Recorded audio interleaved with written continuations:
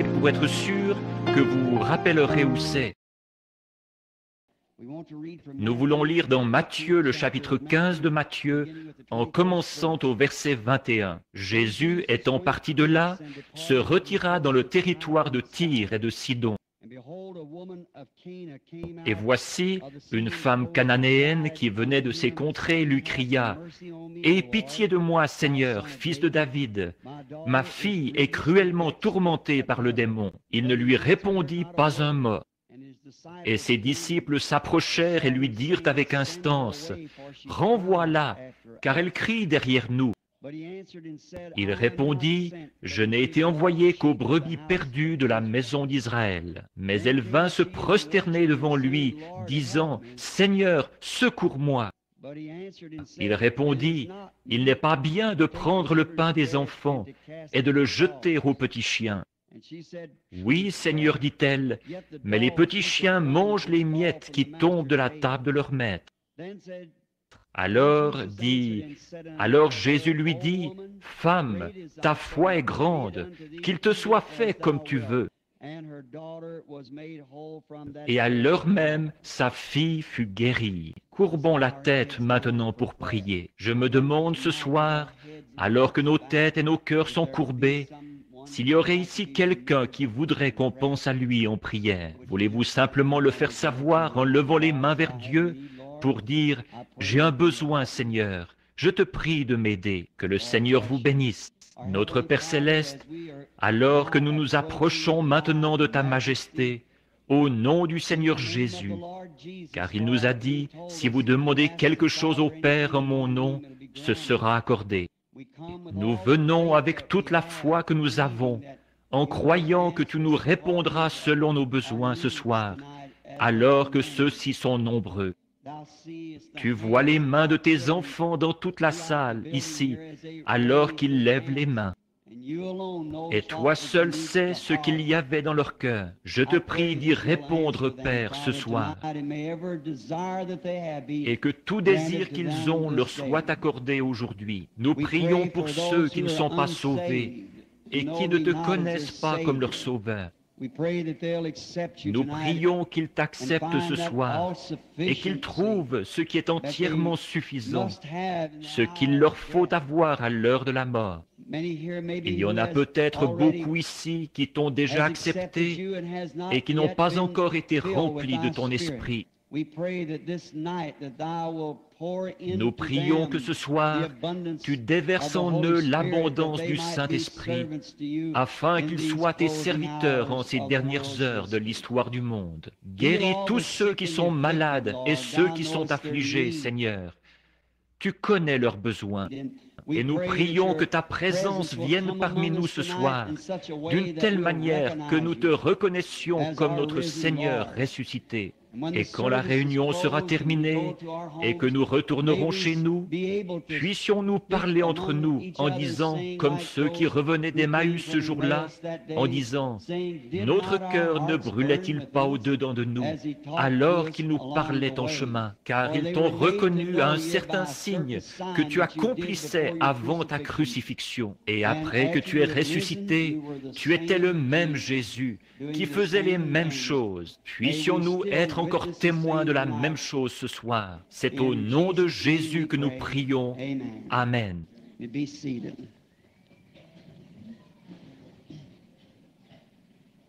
Vous pouvez vous asseoir. J'ai passé tout le temps que j'avais hier soir sur le thème de « Nous voudrions voir Jésus ». Et après avoir dû présenter le type de réunion que nous avons et comment l'accepter, ce que frère Borders se chargera de faire comme à l'ordinaire pour les étrangers, chaque soir qui va suivre, j'ai pris tout le temps que j'avais jusqu'à 9h30. Et je n'aime pas faire attendre les gens, juste quelques mots pour faire connaissance. Et puis les paroles du Seigneur représentent que lui parle une seule fois. Cela représente plus que ce que qui que ce soit pourrait dire pendant toute une vie. Un seul mot de lui. J'aimerais donc prendre ce soir un sujet que je tire de cette lecture de l'Écriture que Dieu nous a donné ici comme contexte. Puisse-t-il nous le donner? Je veux prendre un mot persévérer. Ce mot, d'après le Webster, les quelques notes que j'en ai prises là, il veut dire persister, persévérer. Et ça, dans la poursuite d'un but, persister. Voilà ce qu'est persévérer. Des hommes de tous les âges qui ont foi en ce qu'ils essayent d'accomplir ont persévéré. Personne ne peut persévérer sans d'abord savoir ce qu'il essaye d'accomplir. Et vous devez d'abord savoir ce que vous essayez d'accomplir et ensuite avoir la foi que vous recevrez ce que vous essayez d'obtenir. Et cela vous fait persister. Quelque chose que vous savez être vrai. C'est comme ça qu'est fondée la foi. La foi n'est pas fondée sur un mythe et sur quelque chose qui, eh bien, simplement de dire « va faire ceci ou faire cela » sur les paroles d'un homme. Mais la foi se repose éternellement sur la parole du Seigneur, sur la parole de Dieu, qui est la Bible. Or, nous croyons que la Bible est la parole infaillible de Dieu. Nous croyons qu'elle est l'entière révélation de Jésus-Christ, qui se révèle dans l'Ancien Testament par les prophètes. Dieu qui se fait connaître à travers son Fils, Jésus-Christ, et en lui la plénitude de la divinité habitait corporellement. Il a été crucifié pour nos péchés, il est mort, il a été enterré, il est ressuscité le troisième jour, il est monté au ciel, et il est de retour ici sous la forme du Saint-Esprit, Dieu qui habite, autrefois Dieu au-dessus de nous, en Christ Dieu avec nous, maintenant Dieu en nous. C'est Dieu qui retourne dans l'homme pour adorer, être adoré à travers l'homme, l'intermédiaire de Dieu. Dieu ne fait rien sans avoir un homme comme intermédiaire, comme aide. Et maintenant, des hommes qui ont eu foi en Dieu ont été très persistants dans ce qu'ils essayent de faire. Et prenons des hommes de toutes conditions sociales. Par exemple, George Washington, ici à Valley Forge. Après avoir prié toute la nuit dans la neige jusqu'aux hanches, il était complètement trempé jusqu'à la ceinture. Et la rivière était toute en glace. Mais il a reçu une vision de Dieu. Il a reçu la foi que Dieu allait lui donner la victoire. Et là, la rivière ne doit pas avoir contenu trop de glace pourtant. Plus des 2/3 de son armée n'avaient même pas de chaussures aux pieds. Leurs pieds étaient enveloppés dans des chiffons. Ils étaient debout par ce froid, mais il ressentait quand même dans son cœur que Dieu lui avait donné la victoire. Il avait prié jusqu'à exaucement. Le lendemain, nous le savons, 3 balles de mousquet ont traversé son manteau sans le toucher. Et la rivière ne pouvait pas l'arrêter. Pas plus qu'une balle de mousquet ne pouvait l'arrêter. Il a persisté parce qu'il avait prié jusqu'à exaucement. Et il avait la foi en ce qu'il faisait, en celui qui le conduisait, c'est-à-dire Dieu.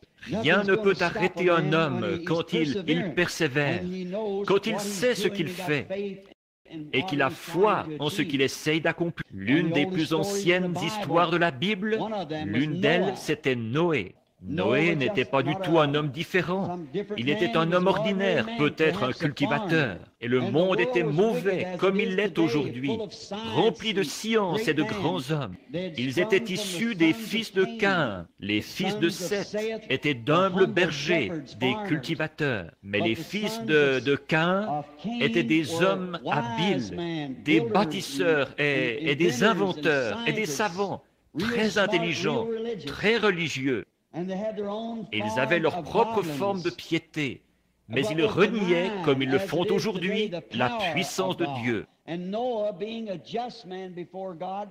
Et Noé, qui était un homme juste devant Dieu, un jour, Dieu l'a rencontré dans les champs et lui a parlé, et lui a dit de construire une arche, parce qu'il allait détruire le monde par l'eau.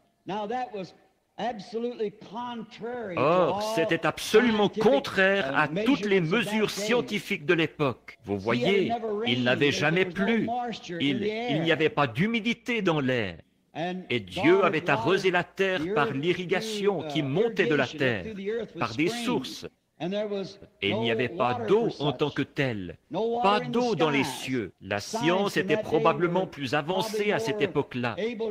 Ils en ont réalisé plus qu'ils ne sont capables d'en expliquer aujourd'hui. Ils ont construit les pyramides en Égypte, les sphinx. Ils ne pourraient jamais reconstruire ça. Ces pierres à une telle hauteur, nous n'avons rien qui puisse les élever jusque-là, ni de puissance pour soulever ça.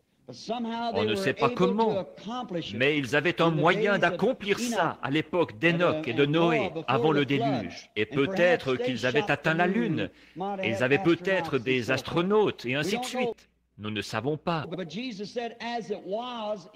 Mais Jésus a dit ce qui arriva au jour de Noé, une grande civilisation avancée comme il l'avait, arrivera de même à la venue du Fils de l'homme. Et maintenant, peut-être qu'ils, dans leur recherche scientifique, ils avaient trouvé quelque chose qui leur permettait de faire une couleur qui durerait jusqu'à aujourd'hui.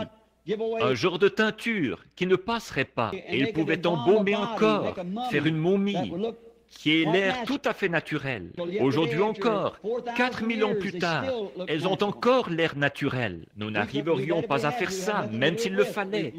Nous n'avons pas ce qu'il faut pour le faire. Nous avons perdu la technique. Beaucoup de grandes techniques qu'ils avaient. Sans doute avaient-ils des instruments qui prouvaient qu'il n'y avait pas d'eau dans l'air. Et cet homme qui arrive en s'opposant à la science et qui dit que de l'eau va sortir des cieux. Maintenant, la science pouvait prendre un instrument et le faire monter en l'air et dire « Regarde ici, Noé, lis cet instrument. C'est indiqué sur ce baromètre ici, s'il y a de l'eau ou non là-haut. Et il n'y en a pas.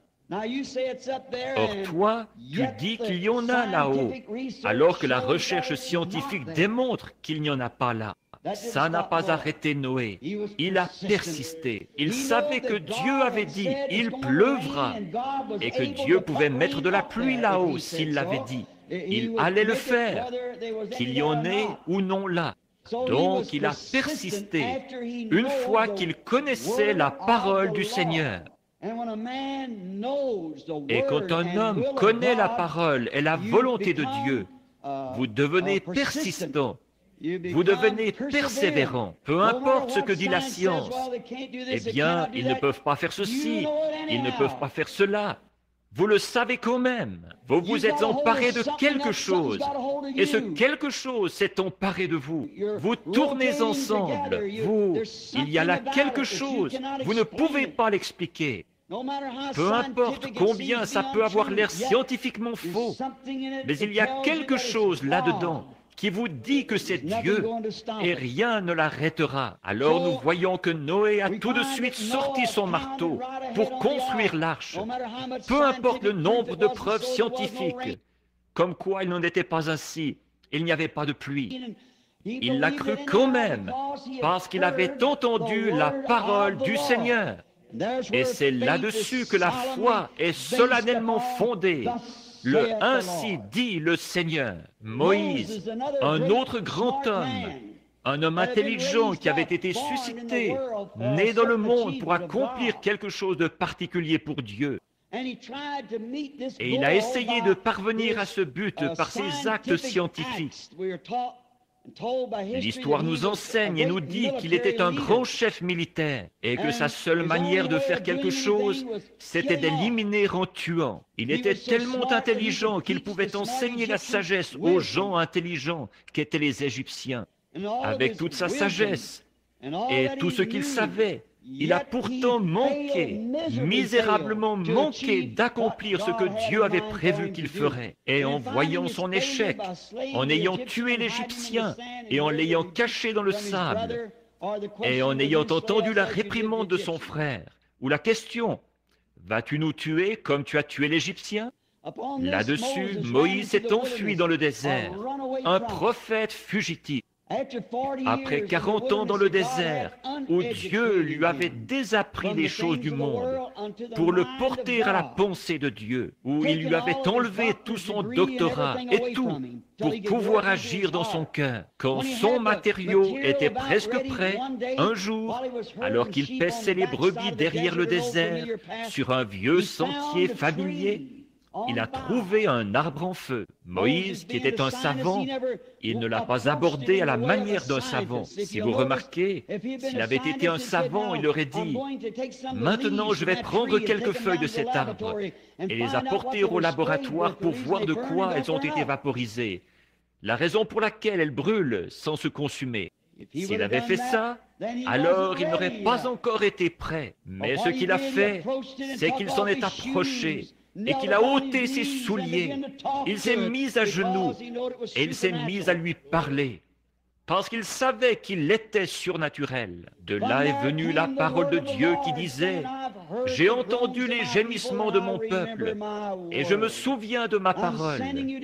Je t'envoie là-bas pour les délivrer. » Maintenant, quelquefois, sur le sentier du devoir, Dieu appelle son homme à faire des choses qui paraissent absolument ridicules à l'esprit naturel. Il leur fait faire quelque chose qu'on va complètement tourner en dérision. Par exemple, et si Moïse avait échoué, alors qu'il était un jeune homme de 40 ans, un militaire, et le trône, il avait son pied dessus, toutes les armées de l'Égypte sous son contrôle, et d'avoir échoué comme ça, et le voilà qui s'en va en Égypte le lendemain matin, après avoir rencontré cet ange dans le buisson, sans rien d'autre à la main qu'un vieux bâton tordu ramassé dans le désert, et sa femme assise sur un mulet, avec Gershom sur la hanche, lui la barbe blanche qui descendait très bas, peut-être jusqu'à la taille. Il avait 80 ans, sa tête chauve qui luisait au soleil, et un bâton à la main, les yeux fixés sur le ciel, et le sourire aux lèvres. Quelqu'un aurait pu dire, « Moïse, où vas-tu » Il a dit, « Je m'en vais en Égypte, prendre le contrôle. » Alors qu'il n'y était pas arrivé avec une armée, comment va-t-il y arriver avec un bâton tordu? Oh, mon vieux, tu as perdu la raison, tu as perdu la tête. C'était une invasion par un seul homme. Mais ce qu'il y a, c'est qu'il y est arrivé, parce que c'était une parole du Seigneur, et Moïse était décidé. Peu importe les probabilités de réussite, Dieu était avec lui, et lui vaut plus que toutes les probabilités. Si les hommes et les femmes pouvaient seulement penser comme ça ce soir, que la parole du Seigneur est la vérité, il n'y a rien d'autre. Toute l'éternité dépend de la parole. Pas une seule parole, a dit Jésus, ne passera. Les cieux et la terre passeront, mais elle, non. Moïse est descendu et il a été très persistant quand il a jeté son bâton et qu'il s'est transformé en serpent. Là, il a trouvé des imitateurs.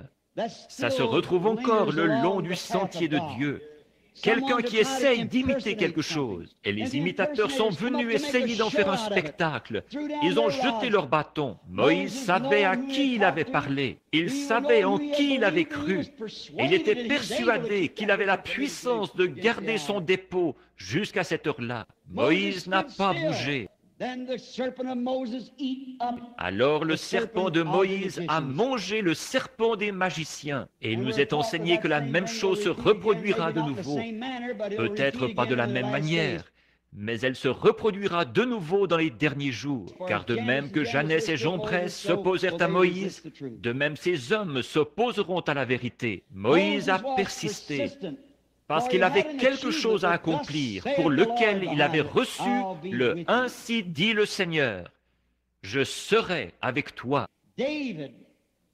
David se tenait devant Saül un jour et il a entendu dire qu'un Goliath s'était avancé là-bas sur la colline. Un grand géant qui avait des doigts de 14 pouces et une grande lance à la main, de la taille d'une aiguille de tisserand. Probablement 20 ou 30 pieds, une grande lance au bout, ou une pointe d'airain. Imaginez seulement ce qu'aurait été la tête de cet homme. Elle aurait été grosse comme une cuve, avec un gros casque de 2 pouces d'épaisseur dessus, et en airain. Ça recouvrait complètement. Et il lançait un défi aux armées de Dieu. Et il l'a dit en présence de David. Et David était un petit homme au teint rosé, pas grand, probablement avec les épaules tombantes. La Bible dit qu'il avait le teint rosé, un petit homme. Il n'avait jamais été entraîné au duel, avec des lances et tout. Mais il avait gardé les brebis derrière le désert. Et un lion était venu s'emparer d'un de ses agneaux. Et il l'a poursuivi et l'a tué avec une fronde. Nous voyons qu'un ours a essayé de faire la même chose, et David l'a vaincu. Et alors David a dit, allez-vous rester là et laisser ce Philistin, cet incirconcis, insulter l'armée du Dieu vivant? Il a fait honte à ses frères, alors qu'il disait qu'il était méchant, qu'il était venu pour voir la bataille. Pourtant, il y avait quelque chose en David qui lui faisait savoir qu'il était plus que vainqueur. Alors il a dit, si vous avez peur de le combattre, moi j'irai le combattre. Saül, comme c'était parvenu au général Saül, ce dernier lui a mis son armure. Elle ne lui allait pas. Il a vu que son vêtement ecclésiastique n'allait pas à un homme de Dieu. Et ça n'allait pas. Il ne savait pas quoi faire. Ça, je ne suis pas accoutumé à ça. Je ne connais rien de ces choses-là. Des licences S-lettres et ainsi de suite. Débarrassez-moi de ça et que j'y aille avec le moyen par lequel Dieu m'a donné la délivrance. Que j'y aille avec une fronde. Mais ils ont dit, il était guerrier dès sa jeunesse et toi, tu n'es qu'un enfant. Il a dit, je suis plus que capable de l'affronter. Laissez-moi y aller. Et peu importe combien le géant semblait grand et combien c'était invraisemblable, David a persisté. Ce Philistin incirconcis n'insulterait pas l'armée du Dieu vivant qu'il représentait. Oh, si nous avions plus de David dans cette armée, si nous avions plus d'hommes qui tiennent ferme et qui persistent, qui persévèrent dans la foi qui a été transmise au sein une fois pour toutes. Samson, un autre homme très persévérant, il était né naziréen de naissance. Un naziréen, ça veut dire mis à part pour la parole. Comme ce serait beau ce soir si tous les chrétiens étaient des naziréens pour le Seigneur, mis à part, non pour des credos, mais pour la parole. Christ est cette parole, mis à part pour la parole. Il avait 7 tresses de cheveux qui lui descendaient dans le dos, comme signe de ce qu'il avait été mis à part. Et un jour, il a fait la rencontre dans la plaine, sans rien en main pour se battre, d'un millier de Philistins. Ces Philistins étaient comme un mur d'airain, des gros casques lourds sur la tête, des grosses armures sur le devant, et des boucliers, des protections, et ainsi de suite sur eux, pour faire dévier toutes les balles. Probablement que le casque avait un pouce d'épais sur leur tête.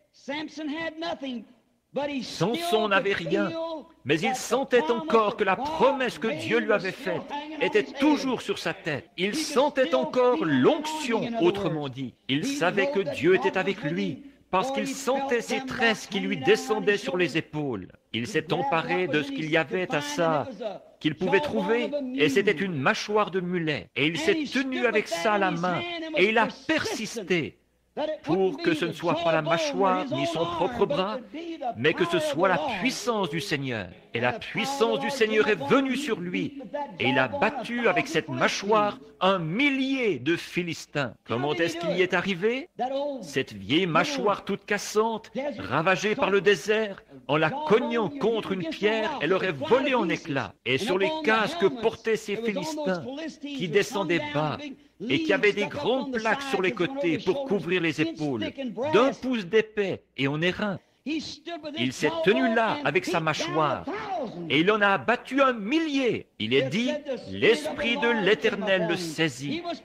Il a persisté. Un jour, un lion l'a poursuivi, et il n'avait rien en main. Mais l'Esprit de l'Éternel l'a saisi, ses tresses lui descendaient toujours sur les épaules. Il a déchiré le lion avec ses mains. Il a été très persistant parce qu'il savait que la promesse de Dieu était avec lui. Il pouvait accomplir n'importe quoi parce que la promesse de Dieu était avec lui pour délivrer. Jean était tellement sûr, Jean-Baptiste, quand il est né, il savait que ce serait lui, une fois qu'il était assez grand pour comprendre, vers 9 ans. Son père était sacrificateur. D'habitude, ils suivent les traces du père, mais il n'est pas allé dans les écoles et dans les séminaires, parce qu'il savait que sa tâche était trop importante. Il devait annoncer le Messie. Nous savons que c'est ce que l'ange avait dit. Il savait qu'il était représenté dans l'Écriture, la voix de celui qui crie dans le désert. préparer le chemin du Seigneur. Il savait aussi que Malachie, 400 ans plus tôt, avait dit, « Voici, j'envoie mon messager devant ma face. » Après être allé dans le désert, où il avait été formé par Dieu, pas par un séminaire de théologie, comme celui d'où son père était sorti. Mais il avait une tâche importante. Il devait annoncer le Messie. Il devait savoir quelle sorte de signe allait suivre le Messie. Puis, il a remarqué un jour, il était là, en train de prêcher aux gens. Il a dit, « Il y en a un au milieu de vous en ce moment que vous ne connaissez pas, dont je ne suis pas digne de délacer les souliers. Lui, il vous baptisera du Saint-Esprit et de feu. » Il était tellement certain de sa position. Il était tellement certain de son ministère qu'il a dit, « Il est ici, quelque part en ce moment, au milieu de vous. » Il n'avait pas peur de le dire devant des pharisiens et des sadducéens et des soldats et tout ce qu'il pouvait y avoir d'autre. Certains d'entre eux l'avaient attendu depuis des milliers d'années, mais il a dit, « Il est au milieu de vous. » Personne ne pouvait le lui ôter. Il a persisté, il a persévéré en dépit de tout. Oui. Cette petite Grecque, elle avait sans doute entendu parler de lui. Elle avait entendu parler de Jésus, du grand réveil, un jeune prophète qui avait paru en Galilée, qui venait de Nazareth et qui accomplissait des grands signes et des miracles. Elle avait entendu parler de lui. Et la foi vient de ce qu'on entend. Cette syrophénicienne qui était grecque. La foi trouve des sources que d'autres ne voient pas. Quand elle a entendu, elle a cru. Elle avait peut-être entendu parler de la fille d'un voisin qui avait été guérie de l'épilepsie. C'est ce que l'enfant avait. Et ils avaient peut-être entendu parler de la guérison de cet épileptique. Alors sa fille avait besoin de guérison. Et elle avait entendu dire que Jésus pouvait le faire. En effet, il était la parole de Dieu faite chair. Jean 1. Au commencement était la parole, et la parole était avec Dieu, et la parole était Dieu. Et la parole a été faite chair, et elle a habité parmi nous. Le même hier, aujourd'hui et pour toujours. Il était là pour révéler les promesses de Dieu pour son époque. Il est ici ce soir pour confirmer et pour révéler chaque promesse que Dieu a faite pour cet âge-ci. Il est ici pour le faire. Il était là à l'époque des prophètes. Il était en Moïse, il était en David, il était en Élie, il était dans tous les autres pour révéler la promesse de Dieu de cet âge-là. Dieu a donné de sa parole à chaque âge. Et il envoie un prophète. Et la parole va au prophète et redresse cela. Et c'est exactement ce qu'il a fait pendant tous les âges. Et il est Dieu et ne change pas. Jésus-Christ est ce prophète ce soir qui est au milieu de nous. Il est celui qui est ici sous la forme du Saint-Esprit, qui connaît toutes choses et qui peut révéler tout ce qu'il veut faire. Elle a cru ceci. Peu importe combien les gens ne le croyaient pas, la foi trouve une source dont les autres ne savent rien. Quand un homme a foi en Dieu, il s'est emparé de quelque chose. Il ne peut pas l'expliquer. C'est quelque chose dont il s'est emparé. Il ne peut pas le pousser ou le bousculer ou le tirer. Il faut que lui le fasse. Voilà comment est la foi. Quand un homme a vraiment foi en Dieu, elle trouve cette source que les autres ne voient pas. Sa parole est une épée. La Bible l'a dit. Si vous voulez une référence pour ça, c'est Hébreux 4:12.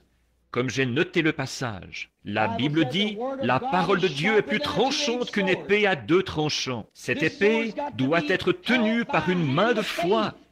Une main de théologie ne fera pas l'affaire. Il faut prendre une main de foi, entraînée aux choses spirituelles, qui connaît Dieu. Et puis, je pourrais dire ceci. D'après vous, comment Jésus pouvait-il regarder son auditoire et connaître leurs pensées? Parce qu'il était la parole. Citons le reste de la parole ici. Plus tranchante qu'une épée à deux tranchants. Elle juge les sentiments et les pensées du cœur. Il était la parole. C'est la raison pour laquelle il pouvait discerner les pensées qu'il y avait dans leur cœur. Hier soir, comme nous avons pris ce qui arriva au jour de Sodome, en montrant cet homme qui se tenait là, qui a mangé la chair d'un veau, qui a bu du lait de la vache, qui a mangé du beurre et du pain, qui était là en train de manger, avec sur lui des vêtements comme vous et moi, le dos tourné à la tente. Et il a su à quoi Sarah pensait dans la tente. Pas étonnant qu'Abraham l'ait appelé Elohim, celui qui est entièrement suffisant, celui qui existe par lui-même, Elohim. Jésus a dit, ce qui arriva au jour de Sodome arrivera de même au retour du Fils de l'homme. Ce sera pareil. Au jour, avez-vous remarqué, à Sodome, là, il est dit dans Luc 17,15, il est dit que quand les jours de Sodome, il en sera de même à la venue du Fils de l'homme, quand le Fils de l'homme sera révélé. Au jour où le Fils de l'homme sera révélé, comme il l'a été à Sodome, la même chose se produira. Nous voyons que le feu est prêt, les nations sont prêtes, les évangélistes sont allés à leur place, et que chaque don est placé comme il faut. Pas étonnant que nous devrions persister. Pas étonnant que nous devrions persévérer. Nous avons un but à atteindre pour Dieu, c'est-à-dire d'appeler l'épouse de Jésus-Christ à sortir de toutes les dénominations, de tous les peuples, un peuple mis à part pour Dieu. Cette Grecque avait entendu ces mots, elle y avait cru. Elle a eu beaucoup d'entraves, mais sa foi n'en avait pas. La foi ne connaît aucune entrave. Sa foi n'avait pas d'entrave. Elle en a eu, mais sa foi, elle n'en avait pas. Vous pouvez avoir des entraves, mais si vous avez la foi, celle-ci ne connaît aucune défaite. Elle est positive. Regardons quelques-unes des entraves qu'elle a eues un petit instant. Certains d'entre eux ont peut-être dit, « Rappelle-toi, tu es d'une autre race. Tu es grec, syrophénicienne d'origine. Lui, il est juif. » Autrement dit, aujourd'hui on dirait, « Ce n'est pas votre dénomination qui a ces réunions de réveil. Ça ne change rien, que ce soit votre dénomination ou pas. Cette femme ne s'occupait pas de savoir quelle dénomination c'était. Elle était un être humain qui avait été créé par Dieu. Elle avait un besoin. Elle avait la foi. Elle allait l'obtenir. Que sa dénomination collabore ou non, ça ne changeait rien pour elle. Elle s'est mise en route. Peut-être qu'un autre critique l'a rencontrée en chemin et lui a dit, « Mais les jours des miracles sont passés. Nous n'avons plus de miracles. » C'était peut-être un juif, une fois qu'elle était entrée, qu'elle était dans ce pays où Jésus était, de l'autre côté, en Galilée. Les jours des miracles sont passés. Ça n'existe pas.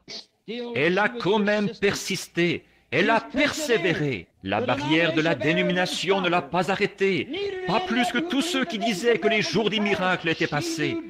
Elle savait que ce n'était pas vrai. D'abord, elle avait quelque chose dans son fort intérieur qui lui disait qu'elle allait obtenir ce qu'elle demandait. Oh, les amis, ce soir, si seulement vous pouviez saisir ça dans votre cœur, que Dieu est ici pour vous donner ce que votre cœur désire. Si vous remplissez ces conditions, rien ne peut résister. Il y a peut-être un groupe de femmes qui sont venues vers elle et qui ont dit, « Regarde sœur Lydia » ou son nom là, peu importe ce que c'était. Est-ce que tu comprends que ton mari va te quitter si tu fais ceci? Sans aucun doute, elle aimait son mari, mais elle ne pouvait pas maudire ou bénir ce qu'elle avait en elle. Quelque chose lui faisait savoir. Sa fille se mourait d'épilepsie et il fallait qu'elle parvienne à Jésus. Et quand elle arriverait là, quelque chose allait se produire, mari ou pas. Certains d'entre eux disaient peut-être, « Eh bien, qu'est-ce que tu vas faire de cet enfant malade si ça échoue ?» Mais elle savait que ça n'échouerait pas. Il y avait quelque chose en elle qui lui disait que ça ne pouvait pas échouer. S'il n'a jamais été Dieu, il reste toujours Dieu. Cela ne peut pas échouer. Par conséquent, elle a persévéré de plus belle. Et puis, certains d'entre eux disaient peut-être, « Le cercle auquel tu appartiens dans la société, ils vont se moquer de toi. Qu'ils se moquent ou pas, pour elle, ça ne changeait rien. Il y avait quelque chose en elle. Elle a persévéré de plus belle. » Certains d'entre eux disaient peut-être, « Tu vas être mise à la porte de ton église. » Mise à la porte ou pas, elle était en route. Quelque chose l'attirait vers Jésus. Rien ne lui ferait obstacle, aucune entrave. Elle a persévéré. Rien ne lui a fait obstacle. Finalement, elle est arrivée là où il était. Beaucoup de gens pensent que, pour la simple raison que vous arrivez là où il est, tout est terminé. C'est faux. Il peut venir ici dans cette salle ce soir et montrer qu'il est vivant, après 2000 ans, par les choses qu'il a promis de faire en ce jour-ci. Il l'a fait hier soir, il le fait chaque soir, il le fait partout. Il prouve qu'il est toujours vivant. Et vous pouvez être en sa présence. Mais ce n'est pas ça. Non, monsieur. Parfois, vous vous heurtez à des difficultés quand vous entrez dans sa présence. Elle l'a fait. Quand elle est arrivée, alors Jésus a dit qu'il n'avait pas été envoyé à sa race à elle. Celui-là même à qui elle était venue en croyant en lui l'a rejeté. Ça, c'est une leçon. Celui-là même qui... Elle avait passé toutes ces portes de tristesse et de déception et tout pour arriver là, à cause de quelque chose qui vibrait en elle, qui lui disait d'y aller. Quand elle est arrivée là, auprès de lui, il l'a rejeté tout net. Et en plus, il a dit que sa race à elle n'était qu'une bande de chiens. Il n'est pas bien que je prenne le pain des enfants pour vous le donner, à vous les chiens. Et s'il avait traité les pentecôtistes de chiens, oh là là, je ne sais pas ce qui serait arrivé. Et s'il avait dit chien méthodiste, chien baptiste, à mon avis, il serait retourné dire au pasteur qu'il avait bien raison après tout, que cet individu-là n'avait rien de bon. Mais si vous vous êtes emparé de quelque chose et que quelque chose s'est emparé de vous, ce sera différent. Je ne suis pas envoyé vers vous, race de chiens. Il n'est pas bien que je prenne le pain des enfants et que je vous le donne. Je n'ai pas été envoyé vers vous. Votre réveil n'est pas... Votre cercle ne soutient pas ceci. Et je n'ai pas été envoyé vers vous. Et il n'est pas bien que je prenne mon temps pour vous, alors que vous n'êtes que des chiens. Et pourquoi est-ce que je gaspillerais mon temps pour vous? Quelle déception ça aurait été pour une femme qui n'aurait pas eu de foi, qui n'aurait pas été décidée. Oh, si seulement l'Église pouvait voir cela. Mais elle a continué à tenir bon. Elle n'était pas une plante de serre chaude qu'il fallait dorloter. Une du genre qu'il faut vaporiser partout, vous savez, pour en éloigner les insectes. Une belle plante en bonne santé, on n'a pas besoin de la vaporiser. Une belle plante en bonne santé, les insectes ne peuvent rien lui faire. Elle est en pleine santé. Et une bonne foi en Dieu, née de nouveau, une authentique vraie foi du Saint-Esprit, rien ne la repoussera. Ce n'est pas possible. Elle persiste. Elle poursuit le but que Dieu lui a promis. Rien ne la repoussera. Elle avance quand même. Oui, elle n'était pas hybride. Aujourd'hui, tout ce qu'on a, c'est hybride. Vous parlez de maïs hybride. Je vois ça sur les panneaux par ici. Ça ne vaut rien. Ça tue les gens. Regardez le Reader's Digest. Il dit que si les femmes continuent à en manger, ce qui va arriver, c'est qu'elles n'auront plus de bébés d'ici 20 ans.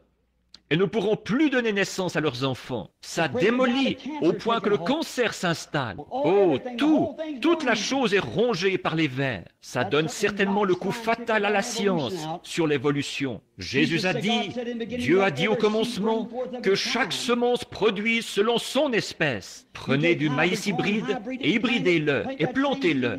Plantez la même semence l'année suivante. Vous n'aurez rien. Vous avez un grain qui semble plus beau, mais vous n'avez rien. Ils ont hybridé tout ce qu'il y a au monde. Prenez un mulet ou prenez un âne et hybridez-le avec une jument. Ça vous donne un mulet. Mais ce mulet ne peut pas se reproduire à son tour. C'est la chose la plus ignorante qu'il y ait sur terre. J'en ai conduit toute ma vie ici. Il attendra jusqu'à la toute dernière minute de sa vie pour vous donner une ruade. Il ne sait rien. Vous ne pouvez rien lui apprendre. Vous lui parlez, il est exactement comme beaucoup de soi-disant chrétiens aux longues oreilles. Ils braient. Ils ne savent même pas pourquoi ils braient. Les jours des miracles sont passés. La guérison, ça n'existe pas. Mais prenez un beau. Il ne sait pas d'où il vient. Il ne sait pas qui sont papa et maman. Mais un vrai cheval pur sang sait qui était son papa, qui était sa maman, qui était son grand-papa, son arrière-grand-papa, son arrière, jusqu'au commencement. Il sait d'où il vient. De même, un authentique chrétien né de nouveau sait d'où il vient. Son origine ne remonte pas à John Wesley, à Luther ou à quelqu'un d'autre. Cela a commencé le jour de la Pentecôte, quand Dieu lui-même est venu parmi son peuple, et il est la parole manifestée. Vous pouvez lui dire la parole, et il dira « Amen ». L'autre dira « Ça, je ne sais pas. Vous voyez cet âne, cet hybride? Vous voyez, il ne sait pas où il va, il ne sait pas d'où il vient.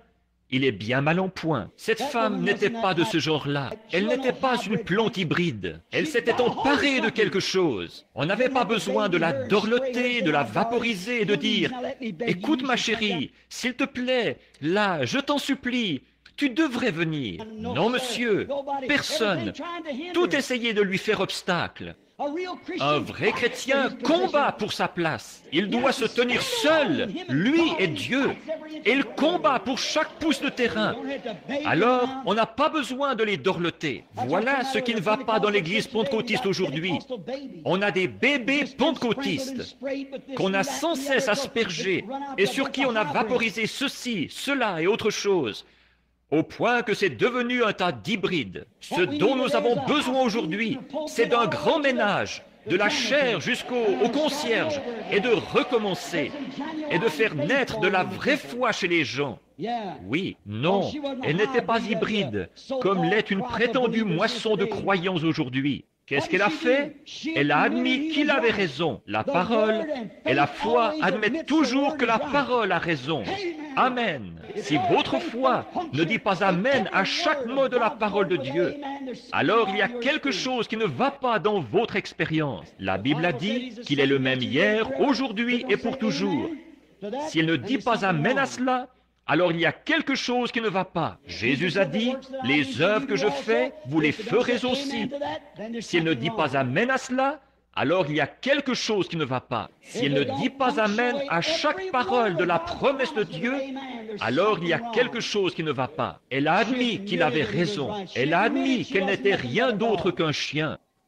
Mais elle voulait avoir des miettes. Nous, ce ne serait pas pareil. Oh non, nous, il faut qu'on nous donne un bon siège. Et s'il ne s'occupe pas de moi le premier soir, je n'y retournerai pas le soir d'après. Mais vous voyez, oh, elle était bien différente. Repoussée et rebutée, rembarrée, envoyée promener, peu importe, elle était décidée. Elle a persisté, persévéré. Quelque chose à l'intérieur d'elle lui disait qu'elle allait l'obtenir. Peu importe combien de temps elle devrait attendre, ce qu'elle devrait traverser, elle allait l'avoir de toute façon. Elle voulait les miettes. Elle ne voulait pas avoir un dîner complet. Elle a dit, les chiens mangent les miettes sous la table du maître. Voilà comment il faut faire. Ne prenez pas le siège élevé, prenez le siège du fond. Ne faites pas, soyez simplement celui qui est tout petit. La façon de monter, c'est de descendre. Toujours, celui qui s'abaisse sera élevé, celui qui s'élève sera abaissé. La façon de monter, c'est de descendre. Toujours. Souvenez-vous, elle n'avait jamais vu de miracle. Elle était des nations, mais elle avait la foi. Elle était un peu comme la prostituée Rahab. Elle a dit aux espions, elle n'a pas dit « Attendez que je vois comment Josué se peigne. Comment, de quoi est-ce que vos généraux ont l'air? Ou quel genre d'épée est-ce qu'ils utilisent? Quels instruments ont-ils? Quelle technique de guerre? Elle a dit, j'ai entendu dire que Dieu est avec vous. Cela me suffit. Je veux obtenir miséricorde. Elle a cru. La foi vient de ce qu'on entend. Et ce qu'on entend de la parole de Dieu. Regardez bien. À cause de cette parole, a dit Jésus, parce qu'elle a persisté et qu'elle est venue. Bon, en premier, elle l'a appelé fils de David. Or, si elle avait, en tant que femme des nations, elle n'avait aucun droit sur lui en tant que fils de David. Mais quand elle a dit « Seigneur », il était son Seigneur, mais pas le fils de David pour ça. Elle s'est approchée du don de Dieu comme il faut. Et voilà la seule manière de pouvoir jamais recevoir quoi que ce soit. C'est de s'en approcher comme il faut. Elle était la première personne des nations pour qu'un miracle ait jamais été accompli. La foi admet que la parole a raison. Elle se fait humble et respectueuse. Et c'est la même chose aujourd'hui. Elle est prête à se contenter de n'importe quoi, n'importe où, pourvu que j'y arrive. Avez-vous déjà remarqué que Marthe, en présence de Jésus, elle a eu de la persévérance? Marthe, quand elle est sortie, même si elle avait un frère qui l'aimait, même si elle avait ouvert sa maison et qu'elle avait quitté l'église, et ainsi de suite, et que Lazare et lui étaient amis, et Lazare était mort dans la tombe, elle y était depuis 4 jours, il se décomposait déjà. Le nez s'était affaissé, la chair se défaisait de ses os, il était mort. Je parlais à une femme qui est d'une autre foi, qui ne croit pas qu'il ait été plus qu'un simple prophète ou un homme bon. J'admets qu'il était prophète, seulement il était plus qu'un prophète. Il était le Dieu des prophètes, il était tout ce qu'étaient les prophètes, c'était en lui. Plus Dieu, et tout ça ensemble, c'était lui. En chemin, un soir, elle m'a dit, « Si je vous prouve, Monsieur Branham, elle disait, je ne trouve qu'un seul défaut à votre message. » J'ai dit, « J'espère que le Seigneur aussi, qu'il n'y a qu'un seul défaut qu'il trouve en moi. » Elle a dit, « Vous faites trop de cas de Jésus. » Elle a dit, « Vous le faites Dieu. » J'ai dit, « Il était Dieu. S'il n'était pas Dieu, il a été le pire séducteur que le monde ait jamais eu. » Elle a dit, « Vous le rendez divin. » J'ai dit, « Il était divin. » Oh, elle a dit, il était un homme bon. J'ai dit, il était plus qu'un homme bon. Il était Dieu. Il était réellement divin. Elle a dit, je vais vous prouver par votre propre Bible qu'il n'était pas divin. J'ai dit, comment pouvez-vous le faire? Elle a dit, dans Jean au chapitre 11, quand Jésus est allé à la tombe pour ressusciter Lazare, la Bible dit qu'il pleura. Et j'ai dit, est-ce là votre référence biblique? J'ai dit, oui. J'ai dit, vous échouez. Elle a dit, comment pouvait-il être divin et pleurer? J'ai dit, il était à la fois homme et Dieu. C'était un homme qui pleurait, certainement. J'admets que c'était un homme qui pleurait. Mais quand il s'est tenu près de la tombe, qu'il a redressé son petit corps frêle et qu'il a dit, Lazare, sors! Et qu'un homme qui était mort depuis 4 jours s'est levé sur ses pieds et a repris vie, c'était plus qu'un homme. Oui, monsieur, la corruption a reconnu son maître, l'âme a reconnu son créateur, et il était à 4 jours de voyage quelque part. Je ne sais pas où, vous non plus, mais quoi qu'il en soit, quand il a parlé, il est sorti. Amen. Ça, c'était plus qu'un homme. Il était un homme quand il est descendu de la montagne ce soir-là, après être arrivé. Il avait faim. Il regardait les arbres en chemin pour trouver quelque chose à manger, quand, en regardant un arbre, il a maudit l'arbre qui n'avait pas de fruits. Il était un homme quand il avait faim, mais quand il a pris 5 petits pains et 2 poissons, et qu'il a nourri 5000 personnes, qu'on a rempli 5 paniers avec les morceaux qui restaient, c'était plus qu'un homme. C'est ça. Il était un homme quand il était couché là sur l'eau ce soir-là, à l'arrière d'un bateau. De la vertu était sortie de lui toute la journée, alors qu'il prêchait et qu'il guérissait les malades. De la vertu était sortie de lui, à cause des gens, alors qu'il discernait les pensées de leur cœur. Et 10 000 démons de la mer avaient juré de le noyer ce soir-là. Le petit bateau était là comme un bouchon de liège, agité dans tous les sens. Le diable disait, « Je l'ai maintenant ». Et il semblait que tout était fini. Mais une fois qu'il s'est levé, qu'il est monté et qu'il a posé le pied sur le bastingage du bateau et qu'il a levé les yeux et qu'il a dit « Silence, tais-toi » et que les vents et les vagues lui ont obéi, c'était plus qu'un homme. C'était Dieu. Il était un homme quand il a imploré miséricorde sur la croix. C'est vrai. Quand il a crié pour qu'on lui donne à boire et qu'ils lui ont donné du vinaigre. C'était un homme. Quand il est mort, sanglant, pleurant, crucifié, cloué à une croix, il était un homme. Mais le matin de Pâques, quand il a rompu les sceaux de la tombe et qu'il est ressuscité et qu'il a dit « Je suis celui qui était mort et qui est vivant au siècle des siècles », c'était plus qu'un homme. C'était Dieu dans un homme, son Fils. Pas étonnant que Marthe, qui comprenait cela, ait persévéré en présence de Jésus. Elle a dit, « Si tu avais été ici, mon frère ne serait pas mort. » Mais maintenant même, tout ce que tu demanderas à Dieu, Dieu te l'accordera. Oh, si seulement nous pouvions avoir ces paroles dans nos cœurs ce soir. Je sais que je suis dans un fauteuil roulant. Je sais que j'ai le cancer. J'ai des problèmes de cœur, quoi que ce soit. Je sais que le médecin dit que la fin de mes jours est proche. Mais maintenant même, Seigneur, tout ce que vous demandez à Dieu, il le fera. Il est assis à la droite de sa majesté pour intercéder sur notre confession. Persistez simplement autant que Marthe. Il semblait qu'il l'avait rejeté. Elle l'avait envoyé chercher et il n'y était pas allé. Elle avait de nouveau envoyé quelqu'un. Elle n'y était pas allée. Finalement, après qu'il était enterré depuis 4 jours, le voici. Mais elle a continué à persister. Elle s'était emparée de quelque chose. Elle avait vu ses œuvres. Elle savait que c'était Dieu. Elle le savait. Elle a persisté. Elle a reçu ce qu'elle avait demandé. La Sunamite, en présence d'Élie, elle a persisté. Oh, le bébé était mort et étendu sur son lit. Et Élie a essayé de prendre un bâton oint et de l'envoyer par Géasi pour le faire poser sur l'enfant. Mais elle, sa foi n'était pas dans le bâton, elle était dans le prophète. Elle savait que Dieu était dans ce prophète, parce qu'elle avait vu s'accomplir les paroles qu'il avait dites. Il était un prophète confirmé. Elle savait que ce qu'il disait venait de Dieu. Et elle a dit, « Ton âme est vivante, je ne te quitterai pas jusqu'à ce que je sache pourquoi. » Et elle est restée avec lui. Elle a persisté jusqu'à ce qu'elle obtienne ce qu'elle demandait. Ça me rappelle, ici, il n'y a pas longtemps, une petite femme qui venait de la Californie, quand j'habitais encore à Jeffersonville. Il y a 3 ou 4 ans de ça, elle avait une tumeur, et la tumeur à elle seule pesait 50 livres. Ils avaient dû la porter pour la faire rentrer dans la salle, la faire asseoir au fond. Elle savait que j'allais être là ce soir-là. Elle pensait que j'allais prier pour les malades. Mais j'étais seulement venu pour parler à l'auditoire, peut-être à peu près autant que nous en avons ici ce soir. Après que j'ai eu fini de parler, quelques-uns lui avaient dit, « Il ne prie pas pour les malades ce soir. » Mais elle voulait qu'on prie pour elle. Elle l'a dit dans son cœur et elle a cru. Elle avait été dans une réunion auparavant et elle avait dit, « Je crois que si Frère Branham priait pour moi, je serais guéri. » Et ce soir-là, 2 ou 3 diacres l'ont transportée et sont sortis sur le côté de la mer du bâtiment. Ils sont allés derrière, ils l'ont déposé à la porte. Je sortais avec Billy Paul par l'arrière.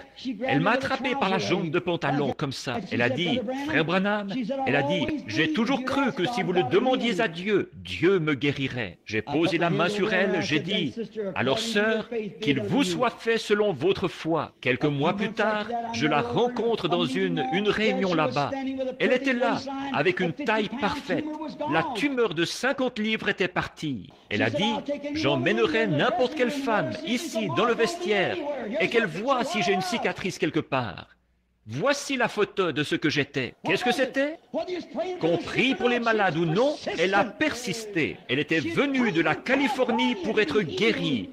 Et elle ne retournerait pas autrement que guérie. Elle a persisté. Je me souviens d'avoir été appelé au chevet d'un garçon qui se mourait ici il y a quelques années, de la diphtérie noire. Et il ne voulait pas me laisser rentrer parce que j'avais des enfants. Le docteur a dit, « Vous ne pouvez pas entrer là. Vous êtes un homme marié. » Je savais qu'il était catholique. Alors j'ai dit, « Si ce garçon était catholique, est-ce que vous laisseriez entrer le prêtre ?» Il a dit, « Oui, mais lui n'est pas marié. » J'ai dit, « Il visite les enfants et tout. » Il a dit, « Ce n'est pas la question, monsieur Branham. » J'ai dit, « Vous laisseriez entrer un prêtre pour lui donner les derniers sacrements. » Là, ce sont les derniers sacrements. Ce garçon est en train de mourir. Laissez-moi aller le voir. Eh bien, j'ai fini par le convaincre. Et il m'a déguisé comme quelqu'un du Ku Klux Klan ou quelque chose. Toutes